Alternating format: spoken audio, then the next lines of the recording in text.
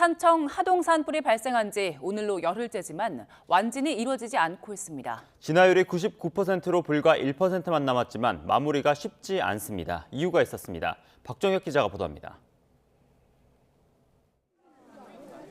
구곡산 정상에 비가 내리자 주민들이 환호합니다.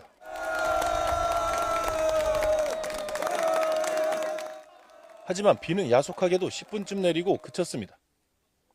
진화율이 99%여서 완전 진화에 대한 기대가 컸던 겁니다. 안타깝게도 남은 불의 길이 400m를 남겨놓고 해지기 전까지 끝내 주부를 잡진 못했습니다. 그래도 성과는 컸습니다. 천왕봉을 위협하던 불길을 2km 아래로 끌어내렸습니다. 애초 4.5km 지점 관음사 인근의 방화선을 내원 계곡 근처로 후퇴시킨 겁니다. 지리산 정상과 약 4.5km 지점에 있던 저지선에서 화선을 내원 계곡 쪽으로 약 2km 뒤로 후퇴시켰습니다. 이제 남은 불의 길이는 400m, 지리산 권역은 200m만 잡으면 됩니다. 산청 하동 산불이 완진되지 않는 이유는 크게 두 가지. 먼저 낙엽층이 두껍게 쌓여 진화와 재발화가 반복되는 겁니다. 어른 허리 높이까지 쌓인 낙엽층은 표층에 불은 껐어도 그 밑은 여전히 100도씨 이상의 불씨가 남아있기 때문입니다. 잔불이 되살아나고 또다시 되살아난 산불은 바람을 만나서 다시 비화가 발생하고 이런 현상들이 지속적으로 반복적으로 발생하다 보니까 진화의 효율도 떨어지고 산불의 지속 시간도 계속 길어지고 있다. 또 다른 이유는 나무의 사다리 구조. 산청 산불지대엔 아래에는 조릿대나 청미래 덩굴이 밀집되어 있고 위로는 소나무나 불참나무가 생육합니다. 이 나무들이 사다리나 계단처럼 되어 있어서 키 큰 나무의 꼭대기까지 불이 번진 겁니다. 특히 강한 바람을 만날 경우 불티가 비산하면서 산불이 확산하는 겁니다. 여기에 대해 국립공원구역은 높은 해발 고도와 빽빽한 숲 구조로 진화 인력이 쉽게 접근하기 어려운 점도 산불이 지속되는 또 다른 이유입니다. YTN 박정혁입니다. 오늘 새벽 3시 반쯤 경북 청송군이 분안면 가면리와 대전리 주민에게 대피 명령을 내렸습니다. 청송군은 파천면 신흥리 산불이 재발화해 확산하고 있다고 설명했습니다. 군청 직원들은 해당 지역 주민의 대피를 돕고 산림 소방당국과 진화 작업을 벌이고 있습니다. 경북 의성에서 난 산불이 안동까지 걷잡을 수 없이 번진 주요 원인 중 하나로 불이 나무 윗부분을 타고 일파만파 번지는 이른바 수관화 현상이 꼽히는데요. YTN 취재 결과 두 지역 모두 수관화 현상에 매우 취약해서 관리가 시급했던 걸로 나타났습니다. 부장원 기자입니다. 빨갛고 하얀 열기둥이 산등성이 곳곳에서 솟구쳐 올라옵니다. 마치 불회오리를 연상케 하는 열기둥은 산에서 산으로 껑충껑충 건너뛰듯 번져나갑니다. 이번 산불이 빠르게 확산한 주요 원인이 이른바 수관화 현상입니다. 수관화란 불이 잎과 가지가 무성한 나무 윗동을 타고 빠르게 번지는 걸 말하는데 물을 뿌려 끄기 쉽지 않은 데다 잎과 가지가 타면서 불똥도 많이 만들어집니다. 강풍을 타고 불똥이 마치 도깨비불처럼 번지는 비화 현상과 더불어 수관화 현상이 이번 역대급 산불 피해를 낳았습니다.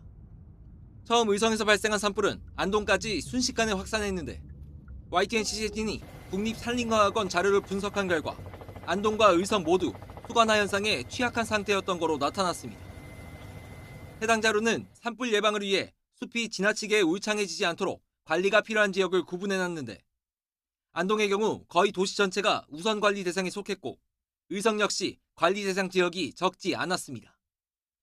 전문가들은 가지치기나 속가배기 등을 통해 숲의 밀도 관리가 제대로 이뤄졌다면 수관화 현상을 방지할 수 있었을 거라고 강조합니다.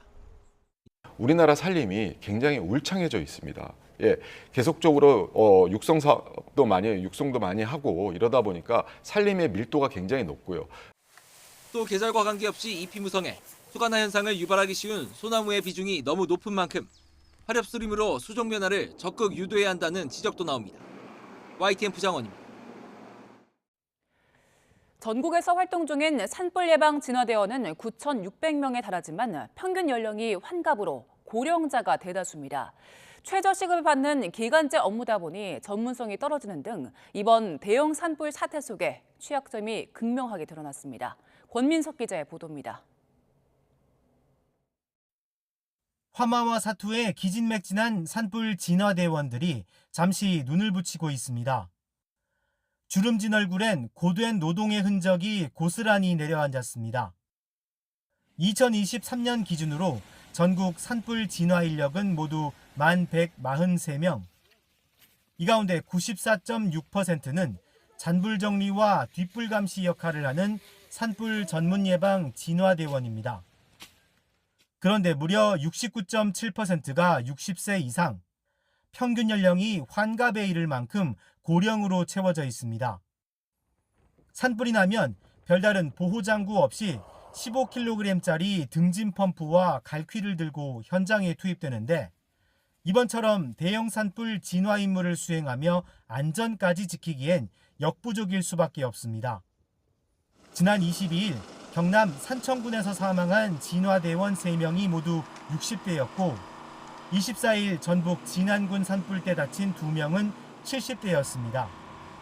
지방자치단체가 1년 중 6, 7개월만 운용하는 진화대는 최저시급을 받고 주로 농촌과 산촌에서 일하다 보니 자연스레 공공 노인 일자리가 된 겁니다. 어떻게 보면 국가의 공공근로 사업으로 이루어지는 기반을 두고 있거든요. 굉장히 최전선에 이번에 투입이 되면서 여러 가지 어떤 그 피해들이 발생을 하고 있거든요. 그래서 이런 것들을 실제적인 시스템으로 좀 정비를 해야 될 필요성이 있겠고요. 전문가들은 예산을 투입해 보수를 현실화하고 교육을 강화하지 않으면 앞으로도 산불 대응 능력을 키울 수 없다고 지적했습니다. YTN 권민석입니다.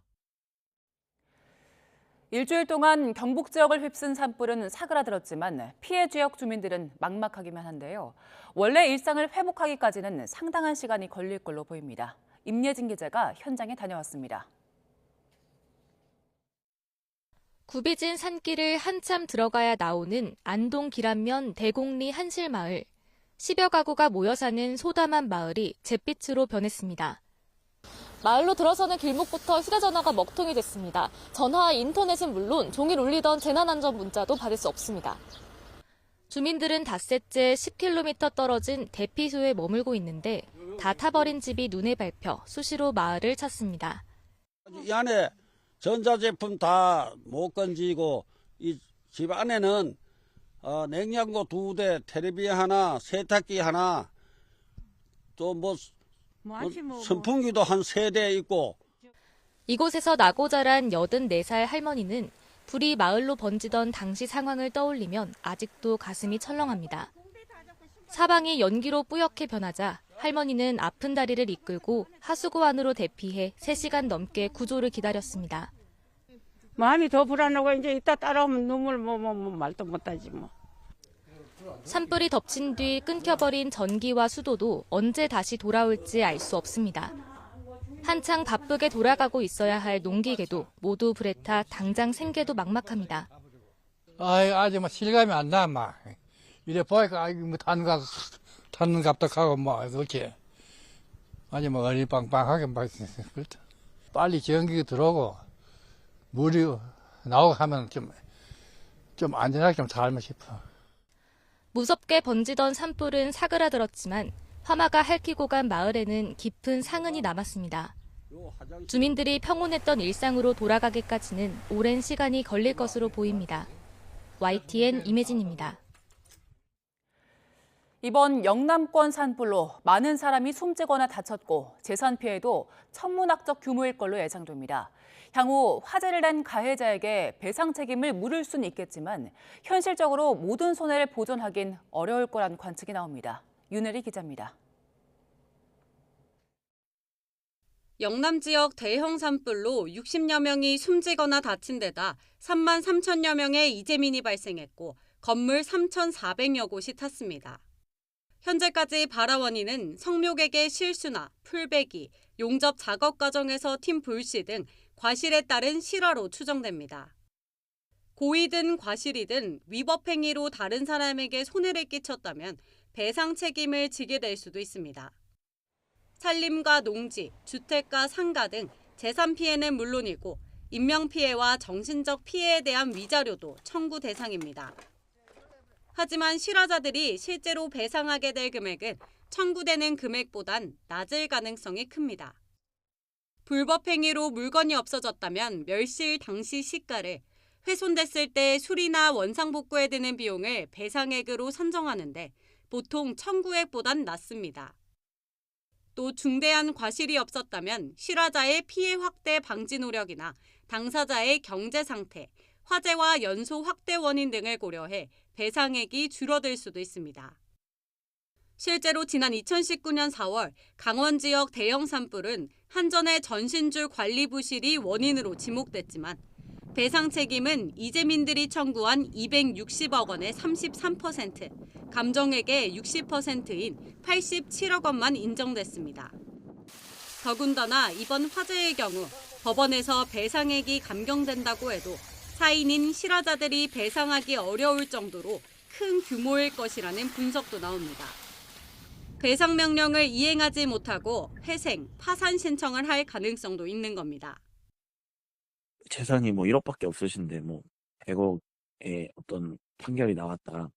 그러면 이제 지급을 못하면 그런 절차로 나아갈 수도 있고, 실제로 회수가 안 될 수 있죠. 결국 피해 복구에 들어가는 비용 대부분을 국가가 감당해야 될 가능성이 작지 않습니다. YTN 윤혜리입니다.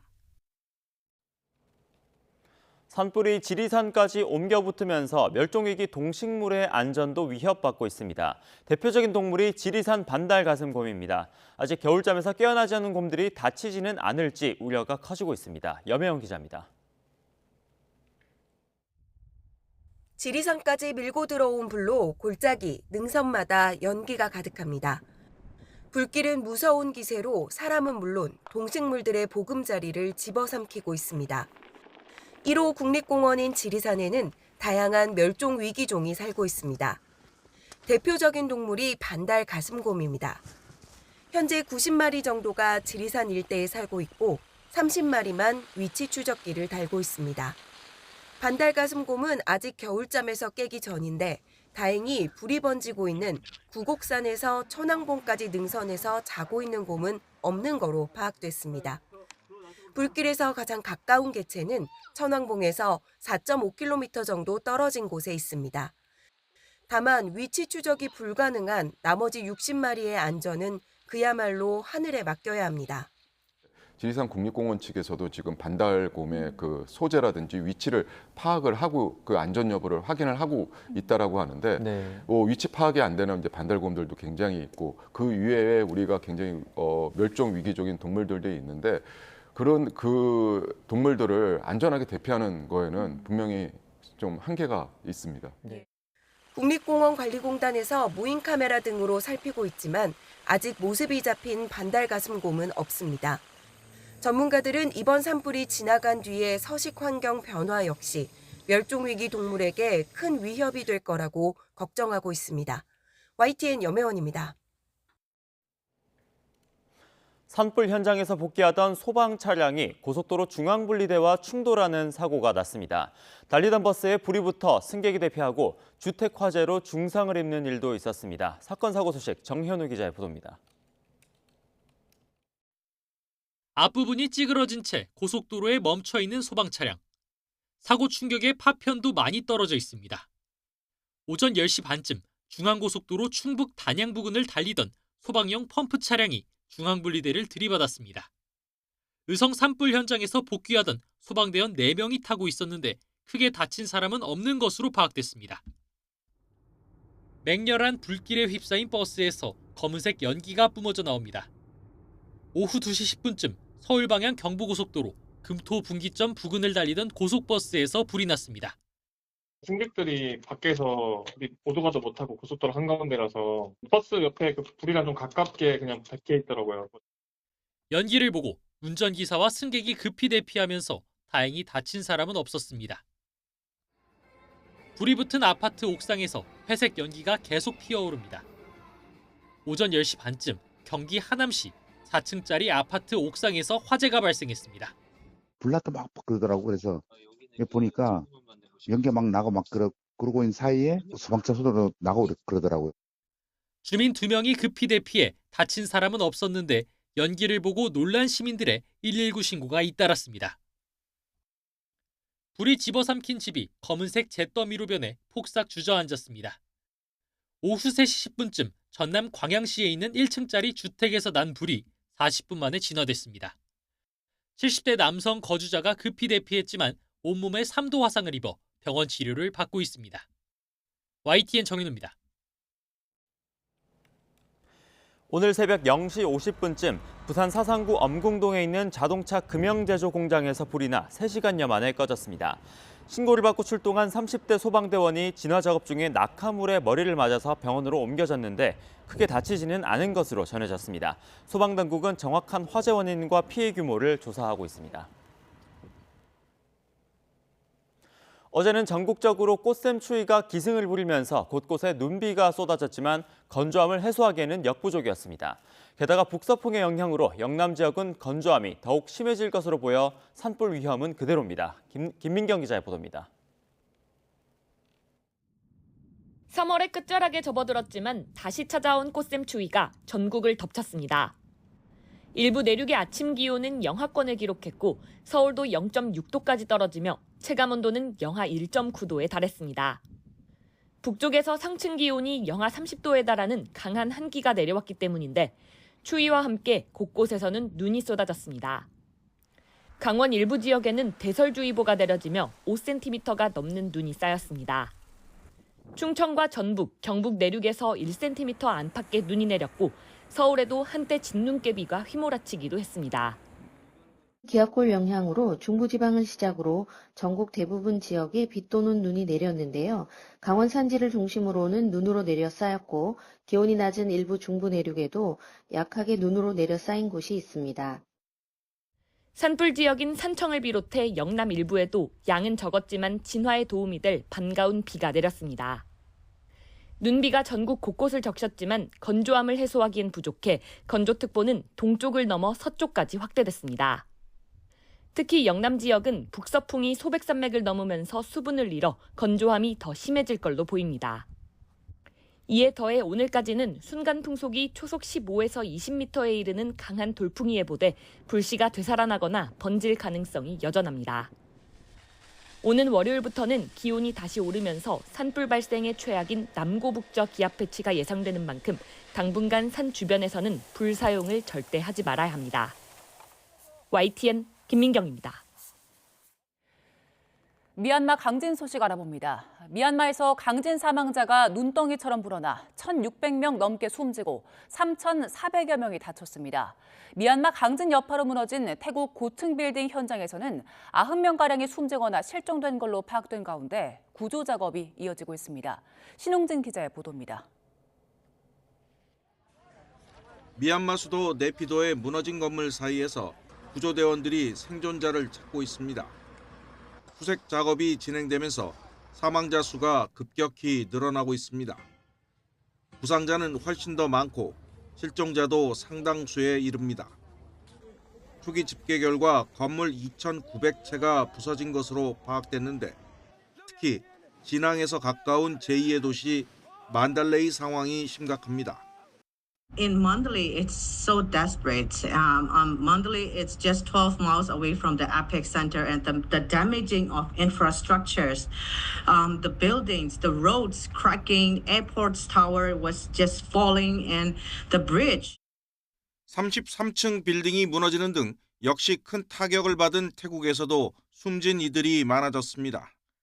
당국은 생존자를 구할 수 있는 이른바 골든타임을 놓치지 않기 위해 안간힘을 쓰고 있습니다. We won't be able to let it pass 72 hours for the hope that we are still able to search the survivors. 태국의 인명 피해는 대부분 고층 건물 붕괴 현장에 한정됐지만 미얀마는 전국 곳곳에서 희생자가 눈덩이처럼 불어나고 있습니다.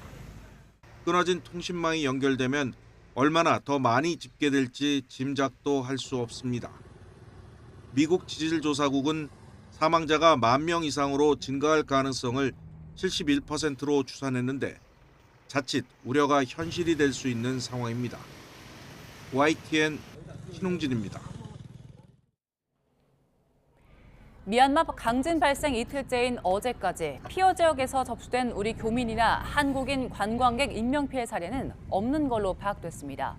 외교부는 현지 공관들이 SNS로 미얀마와 태국 지역 교민을 비롯한 한인사회 대부분과 소통하고 있다며 이같이 밝혔습니다. 다만 미얀마에서는 교민 식당과 공장이, 태국에선 한인회관과 교민 자택이 일부 재산 피해를 입었다고 말했습니다. 미얀마에는 각국에서 파견한 구조대와 의료진이 속속 도착하고 있습니다. 얼마나 많은 사람들이 무너진 건물 아래 남아있는지 가늠하기도 어려운 상황인데 생존할 수 있는 시간은 점점 줄어들고 있습니다. 이경화 기자의 보도입니다. 폐허가 된 건물 안에서 구조대가 생존자를 부축해 나옵니다. 규모 7.7의 강진으로 속절없이 무너진 건물 안에서 기적처럼 살아남은 겁니다. 얼마나 많은 사람들이 남아있을지는 파악도 하기 어렵습니다. 더딘 구조의 손길에 주민들은 직접 건물 잔해를 파헤치며 살아있는 사람들을 찾아내려 애쓰고 있습니다.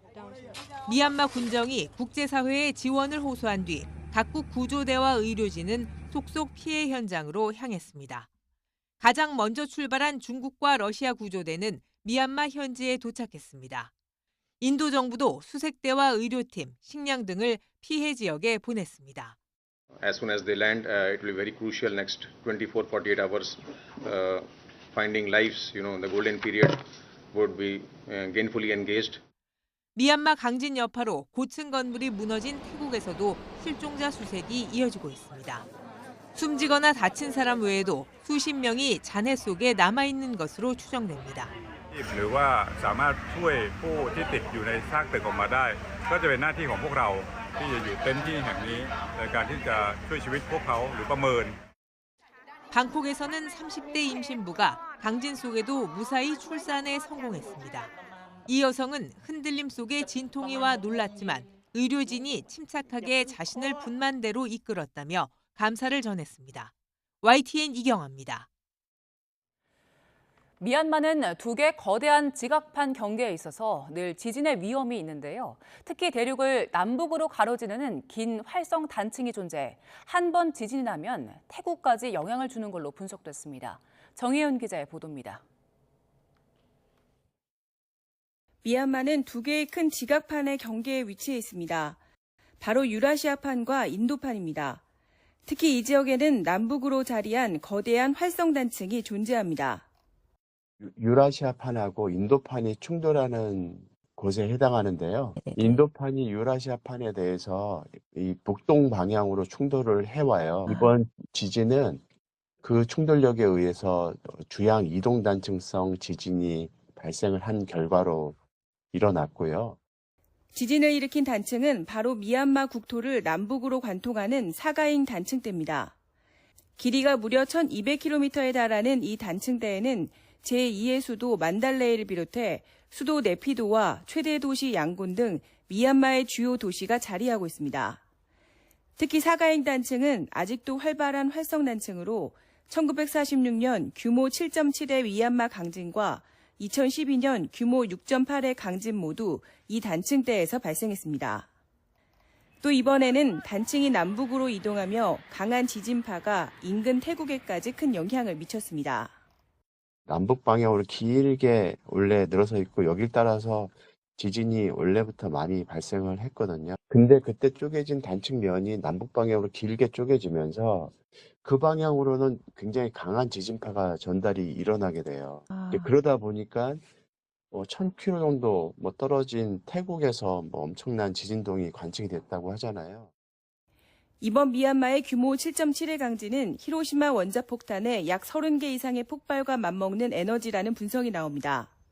따라서 앞으로 몇 달간 여진이 계속될 것으로 전망됩니다. YTN 정혜윤입니다.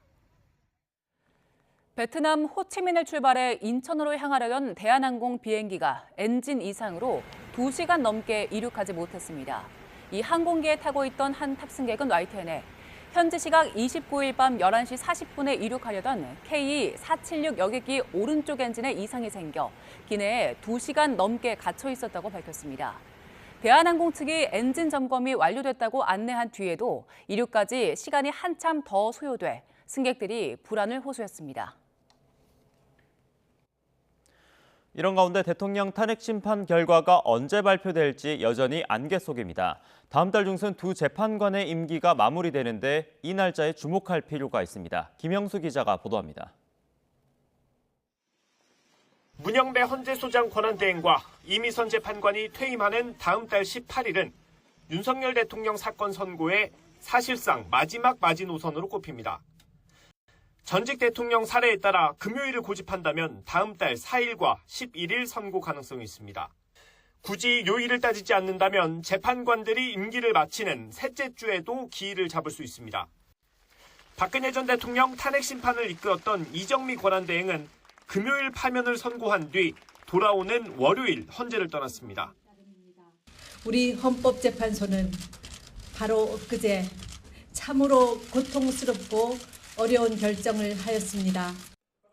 재판관 구성이 바뀌기 직전쯤 선고될 거라는 분석은 탄핵 심판 초기부터 있었는데 거의 마지막 경우의 수로 꼽혔습니다.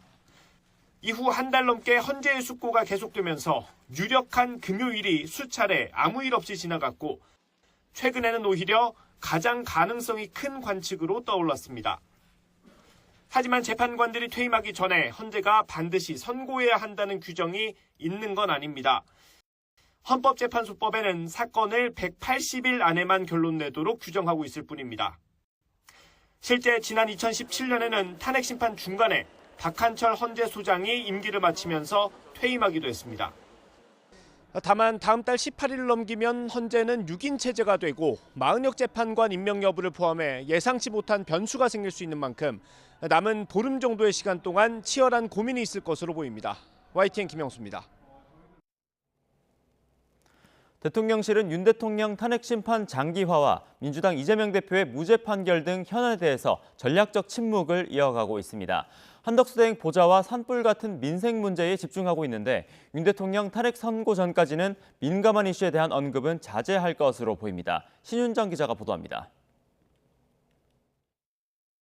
한덕수 대통령 권한대행의 탄핵 심판 기각에 즉각 환영 입장을 공지했던 대통령실은 이후 정책 현안 위주로 정중동 행보를 이어가고 있습니다.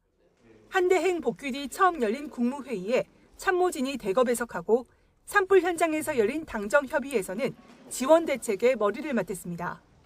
국가안보실도 외교안보부처와 협업을 강화하며 한미 고위급 소통에 나섰고 국가 AI 안보협의회를 출범시키며 정책 행보도 재개했습니다.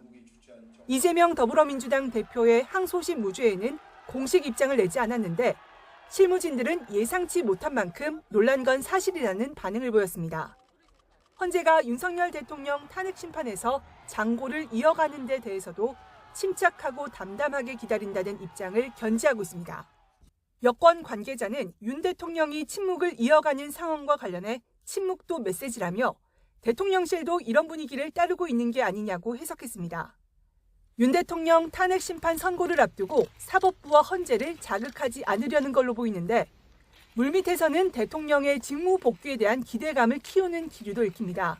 사법 리스크를 털어낸 이 대표의 독주를 견제하기 위한 필요성이 커질수록 윤 대통령 탄핵안 기각이나 각하에 대한 우호적인 환경이 조성될 수 있다는 겁니다.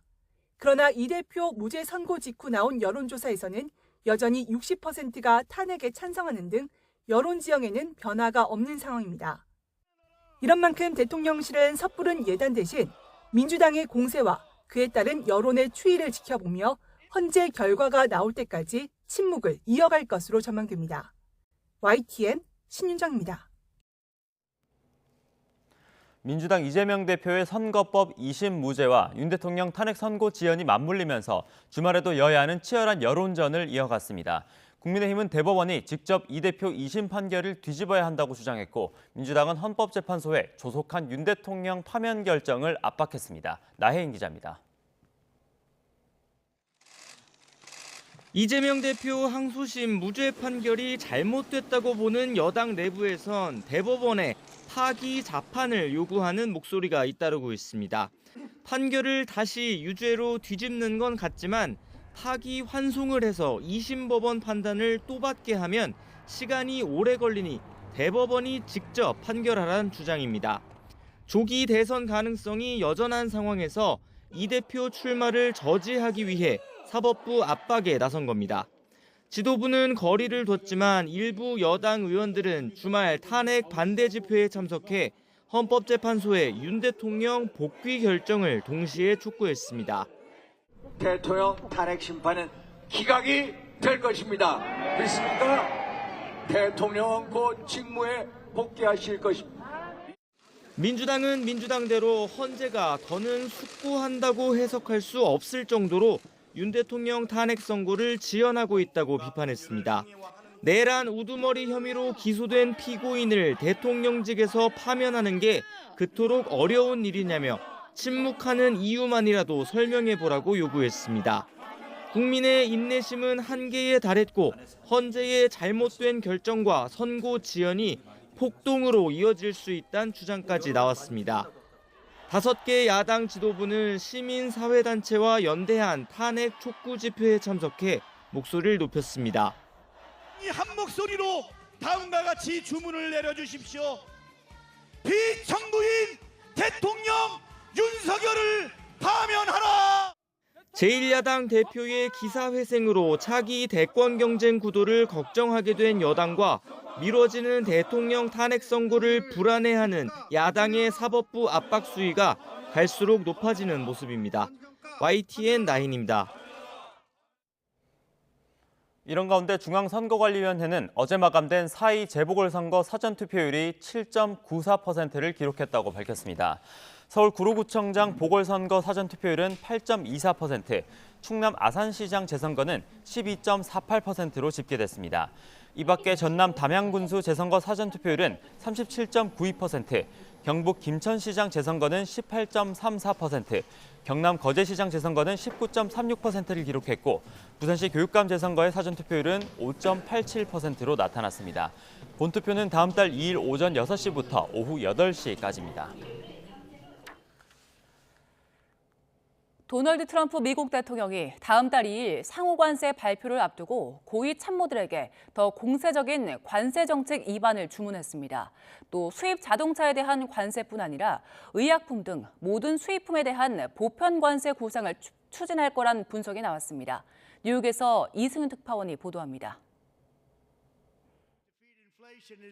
다음 달 2일 상호관세를 앞두고 트럼프 대통령이 고위 참모들에게 더욱 공세적인 관세 정책 입안을 주문했다고 워싱턴 포스트가 보도했습니다. 실제로 트럼프는 의약품에 대한 관세도 예고했습니다. What's the rate you're looking at? 15%, 25%? We're looking at a certain number that will be enough to get the drugs and the pharmaceutical companies bringing their product into our country. 이런 공세의 핵심은 미국을 상대로 무역 흑자를 크게 기록한 나라들인 이른바 더티 15가 될 것이란 전망. 지난해 미국이 무역 적자를 기록한 나라 중 중국과 멕시코, 베트남, 아일랜드, 독일, 일본 등에 이어 한국도 여기에 포함될 것이란 관측이 나옵니다. 문제는 트럼프가 철강과 알루미늄, 자동차 수입품에 대한 25% 관세뿐만 아니라 최근 보편 관세 구상을 되살렸다는 점입니다. 워싱턴 포스트는 트럼프가 모든 품목의 수입품에 일정한 관세를 부과하는 보편 관세를 통해 관세에 있어 예외가 없게 하려 한다고 전했습니다. 이는 트럼프가 집권 1기 때 관세 확대 자제를 설득한 참모들의 조언을 수용한 걸 실수로 여겼기 때문이라는 분석입니다. 보편 관세 살인은 1971년 무역 적자를 우려해 모든 수입품에 10%의 추가 관세를 부과했던 닉슨 행정부 시절로 거슬러 올라갑니다. 닉슨 행정부의 보편 관세 정책은 물가 상승과 국제무역 질서 혼란으로 불과 4개월 만에 막을 내렸습니다. 경제 전문가들은 트럼프 행정부가 보편 관세 정책을 시행한다면 그 효과가 단기적인 수준에 그칠 것이라고 분석했습니다. 뉴욕에서 YTN 이승윤입니다. 트럼프 대통령이 최근 테러 단체로 지정된 중남미 갱단 조직원 수백 명을 추방하면서 이들에 대한 단속도 한층 강화하고 있습니다. 이민자 밀입국의 배후로 알려진 중남미 갱단들은 좀비 마약으로 불리는 펜타닐 밀거래는 물론 아보카도 농업까지 장악하고 있는 걸로 알려졌습니다. 김선준 기자의 보도입니다. 미국에서 추방된 베네수엘라 마약갱단 트렌데 아라과 조직원들이 수갑을 찬 채 엘살바도르 테러범 수용센터 세코스에 도착합니다. 약칭인 TDA로도 불리며 조직원만 5,000명에 달하는 이들은 베네수엘라 출신의 국제 마약 밀매 조직으로 미 국무부가 해외 테러 단체로 지정한 이른바 8대 갱단 가운데 하나입니다. But we're not going to put up with it. This country is not going to allow people to come in and dump drugs and kill our youth and other than our youth too. Older people are very much affected. So we're not going to let that happen. 또 다른 거대 마약 조직으로 역시 테러 단체에 포함된 MS-13은 최근 두목인 로만 바르달레스가 멕시코에서 붙잡혔습니다. 근거지인 엘살바도르에서는 부켈레 대통령 취임 이후 MS-13의 조직원을 가두기 위해 테러범 수용센터인 세콧이 만들어졌습니다. Sí, antes tenían a los pandilleros con prostitutas, con PlayStation, con pantallas, con drogas, con teléfonos, con celulares, con computadoras y a los custodios y a los soldados y los tenían durmiendo en el suelo. 이 밖에 드라마와 영화 소재로도 잘 알려진 마야광 엘차포, 호아킨 구스만 로에라의 조직인 멕시코의 시날로아 카르텔도 테러 단체에 들어갔습니다. 시날로아 카르텔은 특히 좀비 마약으로 불리는 펜타닐의 대표적인 공급 조직으로 알려졌습니다. 여기다 멕시코의 아보카도 농업을 장악하고 있는 카르텔레스 우니도스를 포함해 2개의 국제갱단과 6개의 마약 카르텔이 테러 단체에 이름을 올렸습니다. 그동안 미국 정부가 지정한 해외 테러 단체에는 주로 중동의 하마스와 아프리카의 보코하람처럼 해외 무장 정파나 반군 조직이 들어갔습니다. 전문가들은 테러 단체로 지정하면 미국 정부가 해외 마약 조직을 직접 잡아들일 수 있는 법적 근거가 생긴다고 설명했습니다. YTN 김선중입니다. 기후위기 주범 가운데 하나란 비판을 받는 대형 석유 기업들이 최근 친환경 전략을 포기하고 과거로 회귀하고 있습니다. 몇 년째 급변한 국제 환경 속에서 수익성부터 유지하겠다는 의도입니다. 보도에 유투권 기자입니다. 세계 3대 석유 기업인 영국 BP는 지난 2020년 야심찬 계획을 발표했습니다. 10년 안에 주력 사업인 석유와 가스 생산을 40% 감축하고 대신 저탄소 에너지에 투자하기로 했습니다. 하지만 이런 경영 전략은 5년 만에 다시 180도 뒤집혔습니다. 기존 저탄소 에너지 투자 계획을 최소화하면서 석유와 가스 투자를 연간 100억 달러까지 늘려 생산량을 확대하겠다고 밝혔습니다. 극적인 변신의 배경엔 수익성 악화가 있습니다. 코로나 사태와 우크라이나 전쟁 등이 겹쳐 친환경 에너지로의 전환이 주춤하면서 경쟁사보다 저조한 실적에 시달려왔습니다. 최근 BP의 지분을 5%까지 사들인 미국의 대형 헤지펀드 엘리엇도 압력을 넣었습니다. 여기에 트럼프 행정부가 출범하면서 화석연료 사업에 유리한 환경까지 만들어졌습니다. 앞서 영국의 쉘이나 프랑스의 토탈 에너지 등도 탄소 감축 목표를 잇따라 축소했습니다. 환경단체들은 이제는 대형 석유 기업들이 최소한의 위선마저도 포기했다고 비판했습니다. If they want to get keep their share prices up and keep the confidence in markets, they're going to have to double down on oil and gas. 재작년을 기준으로 5대 석유 기업이 배출한 이산화탄소는 화석연료로 발생하는 전 세계 배출량의 5%를 차지했습니다. 특히 미국 엑손모빌의 경우 제조업 선진국인 독일 전체가 배출하는 양과 맞먹는 수준이었습니다. YTN 유통원입니다.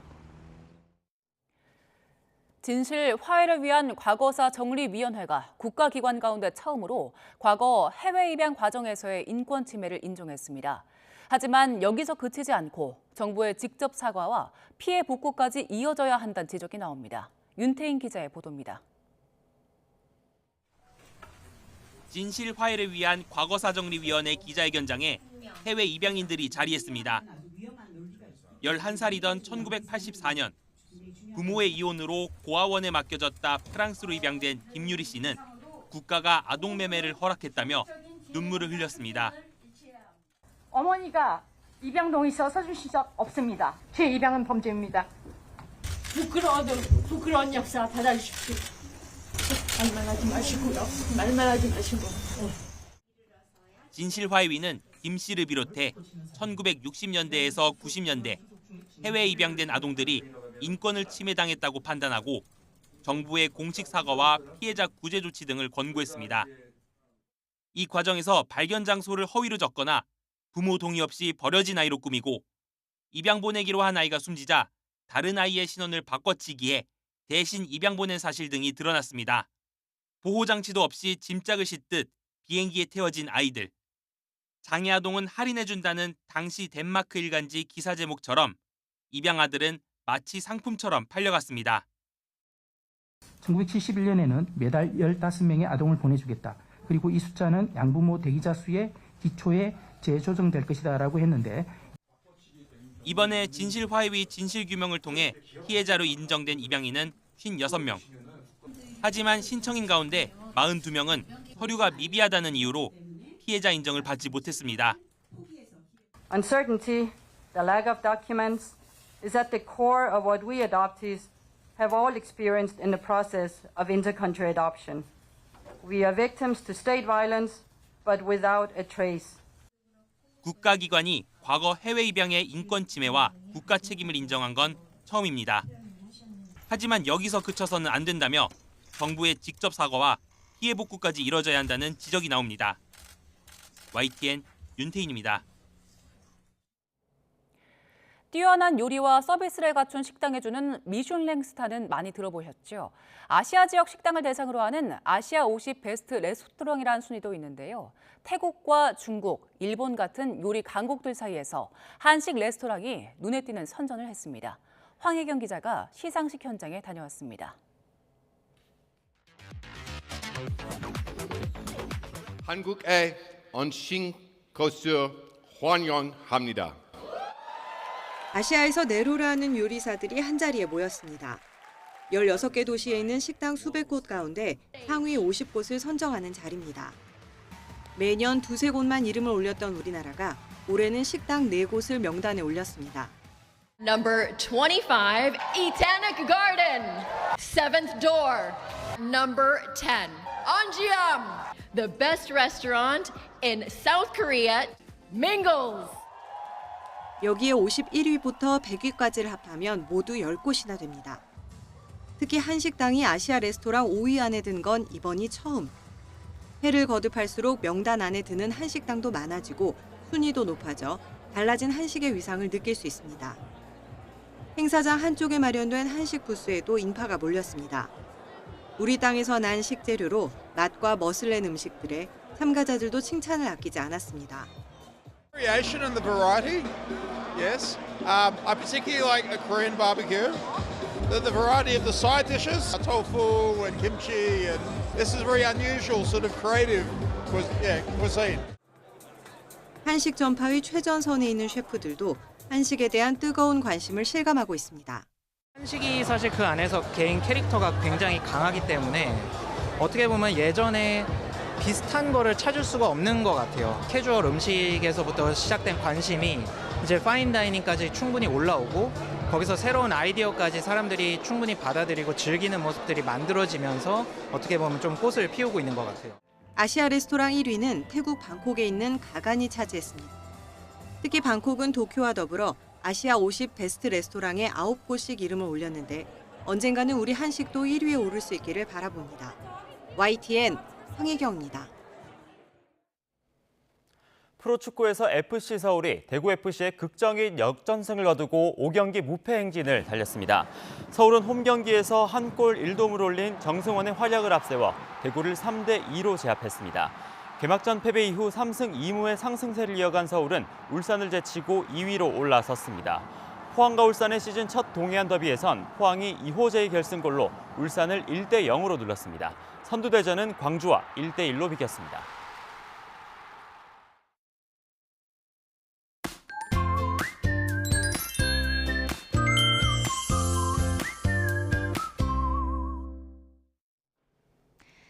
휴일인 오늘도 꽃샘추위가 이어지고 있습니다. 현재 서울 기온은 여전히 영하권에 머물고 있고 한낮에도 찬바람이 불며 종일 쌀쌀하겠는데요. 따뜻한 겉옷으로 체온 조절 잘해주셔야겠습니다. 연일 맑은 날씨 속에 대기는 점점 더 메말라가고 있습니다. 서울을 비롯한 서쪽 내륙 곳곳으로도 건조특보가 확대하고 있는 데다가 오늘까지 대부분 지역에 바람이 강하게 불겠는데요. 산불이 발생하거나 재발하기 쉬운 조건인 만큼 산림 인근에서의 흡연이나 화기 사용에 주의하셔야겠습니다. 오늘 아침도 영하권 꽃샘추위가 기승인데요. 현재 서울 기온은 영하 1.7도, 대구는 1.1도를 보이고 있습니다. 낮에도 찬바람이 체감 온도를 낮추겠습니다. 오늘 서울 낮 기온은 8도, 대전과 대구는 10도, 부산은 11도로 예상되고 있습니다. 내일 낮부터는 꽃샘추위가 누그러지겠고요. 남은 한 주간 맑고 건조한 날씨가 이어질 전망입니다. 지금까지 날씨 정보였습니다. 뉴스타트 3부 마칩니다. 시청해주신 여러분 고맙습니다.